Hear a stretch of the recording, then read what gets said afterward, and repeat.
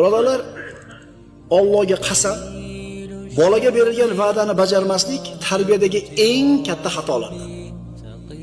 Bolaga berilgan va'dani bajarmaslik tarbiyadagi eng katta xatolardan. Va'da berdingmi, bajar. Kelding, dada olib keldingizmi deb chiqdi. Esdan chiqib qoldi. Habibda aytdi, yo'q, shart qayting orqaga. Borib erikmasdan olib keling. Modomiki bolangizni tarbiyasini buzishni xohlamaydigan bo'lsangiz. Bolangizni tarbiyasini buzishni xohlamasangiz, va'dangiz ustida turing. Avval va'da bermang agar qilmaydigan bo'lsangiz.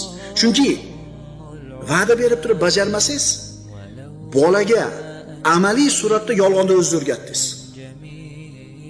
Amaliy suratda berilgan dars hech qachon esdan chiqmaydi. Amaliy suratda berilgan dars hech qachon esdan chiqmaydi. Bolangiz indamay qo'yaveradi, bajarmasangiz. Dada siz yolg'onchi ekansiz demaydi, indamay qo'yib bolangiz u. Hech qachon unaqa demaydi, lekin bilib qo'yadi. Aytdi, dadam yolg'onchi. Ichida. Va mana shu eng katta musibat. Keyin siz rostgo'ylik haqida 1000 marta va'z o'qing bolangizga, nasihat qiling, olmaydi. Chunki aytdik, amaliy suratda berilgan dars hech qachon esdan chiqmaydi.